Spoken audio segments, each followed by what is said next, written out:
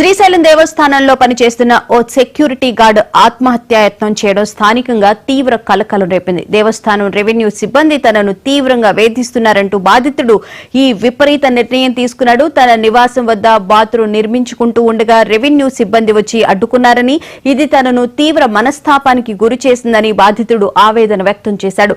ఆత్మహత్యాయత్నానికి ముందు security guard ఒక selfie video తీసి చిత్రీకరించాడు. తన గోడును ఎవరు పట్టించుకోవడం లేదని, చిన్నపాటి నిర్మాణాన్ని కూడా చేయనివ్వకుండా ఇబ్బంది పెడుతున్నారని ఆ వీడియోలో కన్నీటి పర్యంతమయ్యాడు. ఆపై ఆత్మహత్యకు యత్నించగా గమనించిన ఇతరులు వెంటనే ఆసుపత్రికి తరలించారు.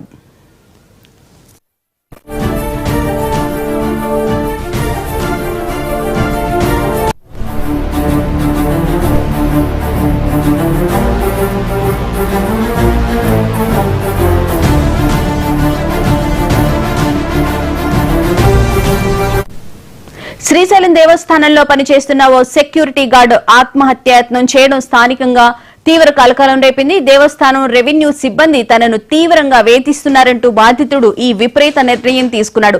తన నివాసం వద్ద బాత్రూం నిర్మించుకుంటూ ఉండగా రెవెన్యూ సిబ్బంది వచ్చి అడ్డుకున్నారని, ఇది తనను తీవ్ర మనస్తాపానికి గురి చేసిందని బాధితుడు ఆవేదన వ్యక్తం చేశాడు.